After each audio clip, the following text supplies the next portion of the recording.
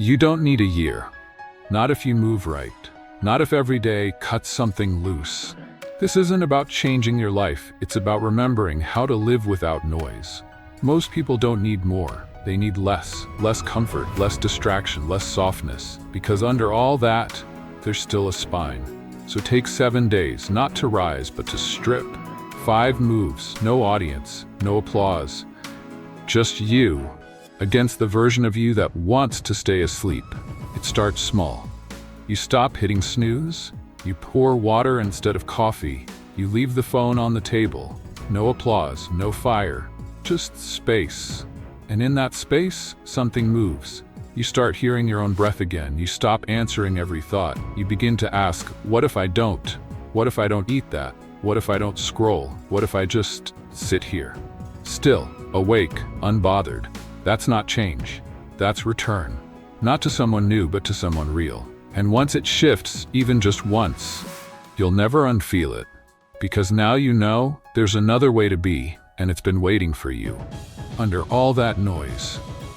Wake up before they do. Before the cars start, before the screens glow, before the noise finds you. Not to be productive, not to grind, but to hear. Because there's a moment right before the world opens its mouth, where everything stills. The air is sharp, the floor is cold, the light hasn't made up its mind yet.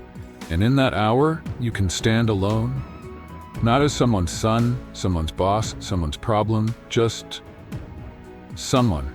It doesn't matter what time, 4:30, 5, 6, whatever hour feels like it doesn't belong to anyone else. Make it yours. Stretch, move, breathe, or sit still and let the silence cut through the static in your head. This is not a habit, it's a statement that you're no longer starting the day chasing.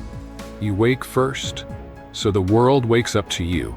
And one day, while they're still tangled in their pillows, you'll be standing in the dark, watching the sky crack open, and realize you made it to the light before it even arrived. Put the body through something, not to get abs, not for summer, but to bleed out what the mind won't let go. Run till your lungs burn, push till your arms shake, hold the position, past the tremble. Not because pain is noble, but because softness is the real poison. This world wants you comfortable, distracted, fed, numb. But strength doesn't come from what's easy. It comes from choosing hard when no one's watching. And when you hurt, not injury, but honest hurt, the kind that cracks something inside, you'll meet yourself there. Not the version people know, the one who still carries the shame, the one who remembers what he ran from, the one who thought he wasn't enough. And in that pain, he'll scream, but you won't run. You'll breathe and push, and suddenly you'll realize you're not building muscle, you're building back your will. Every rep is a vote for the man you were too tired to become. And when the workout ends, you don't walk out stronger, you walk out lighter, because you left something on that floor that never belonged in you. Sit down, write. Not to be a writer, not to be wise, but to get it out. Because the mind is a room, and most people never clean it. Thoughts rot in corners. Memories mold. Anger echoes off the walls like a scream left unanswered. But the page, it doesn't judge, it doesn't interrupt, it just holds. So write. The nonsense, the guilt, the things you'll never say out loud. Don't think, just bleed. Let the pen move faster than fear, faster than shame, faster than the voice that says this doesn't matter, because it does. That ink is weight leaving your body, and when you're done, don't read it, don't post it, don't polish it, just close the book and walk away a few pounds lighter.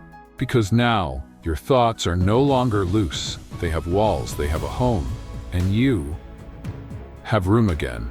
Eat to move, eat to last, not to fill the silence, not to feel something, not to run from the ache in your chest. Most people eat like children, reaching for comfort, reward, escape. They don't chew, they scroll. They shovel in flavor and call it freedom. But food is not a show, it's fuel. So treat it like one. Clear the table, sit with it, taste it like it matters, because it does. The wrong food makes you soft, the wrong pace makes you dull, the wrong motive makes you sick. So eat like a man who has work to do. Simple, precise, unemotional, not out of fear, out of respect. Because every bite is a message you send your body. I need you sharp. I need you ready. I need you with me, not dragging behind me. And when hunger hits, don't panic. Let it knock. Let it rise. You are not broken. You are not starving. You are training to crave what builds you, not what buries you. The world is loud because you keep feeding it. Every scroll, every swipe, every blink into a screen teaches your brain to crave what it can't hold. Dopamine, then emptiness, then repeat. You don't need rest, you need withdrawal. Silence isn't just peace, it's survival. So kill the tabs, turn off the feed, let the noise starve, and watch what returns. Attention, focus, depth. You'll see things again, like light through your own window. Like the way your breath slows when you're not being pulled in 8 directions. It won't be easy. The first day will itch, the second will burn, the third will feel like you're missing something important. You're not. You're just missing the numbness. Because without screens, you start to feel again. And that's when the real work begins. You'll hear thoughts you forgot you had, regrets you buried in pixels, dreams you muted beneath trending sounds. Let them rise. Don't look away. This is your mind, without marketing, without metrics, without manipulation. It's raw. It's still. It's yours. And when you return to the world, you'll know how to move through it without letting it move through you. He doesn't speak much. He doesn't move fast. But when he enters the room, something shifts. Not because he's loud, but because he's still. Still like a blade before the strike. Still like a mountain before the storm. People confuse this with calm. It's not. It's control. Every morning he wakes, not by accident, but by design. He trains, not to impress, but to remember who he is. He eats simply, he writes clearly, he stares down the noise and doesn't blink. There's nothing random about him, nothing loose, nothing borrowed. Because when you take the world away, what's left is him. That's the work. Not just doing hard things, but becoming the kind of man who no longer needs easy. He doesn't chase energy. He is energy, concentrated, directed, sharp. The stillness, it's not peace, it's readiness.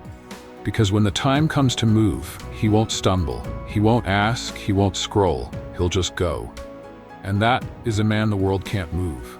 You need a week, 7 days, 5 moves, and a decision to not crawl back to who you were. You don't need permission, you don't need motivation, you don't even need to believe in it.